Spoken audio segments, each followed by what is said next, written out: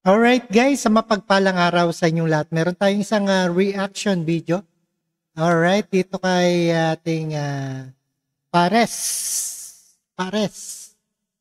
Pares vendor na si Diwata. Ayan.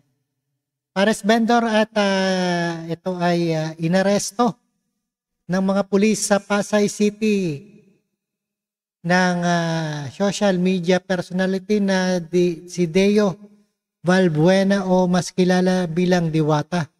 Alright, ayon sa otoridad, ang paghuli kay Diwata ay may kaugnayan sa isang kaso.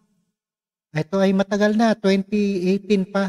Kinasuhan ito noong 2018. At nagmulta itong si Diwata ng piyansa ng 3,000. At kaya siya nakawala pa. Alright, panoorin po natin guys. Inaresto ng Pasay City Police kanina ang Pares vendor at social media personality na si Deo Balbuena o mas kilala bilang si Diwata. Ayon sa pulisya, ito ay may kaugnayan sa kasong slight physical injury na kinasangkutan ni Diwata noong 2018. Agad din namang nakalaya si Diwata matapos na makapaglagak ng piyansa na nagkakahalaga ng 3,000 piso. Alright, napanood po natin at ito ay tingin ko pera-pera lang yan.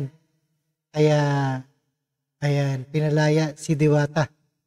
At alright, maraming salamat sa panonood at pakikinig dito kay Rob Trip News PH.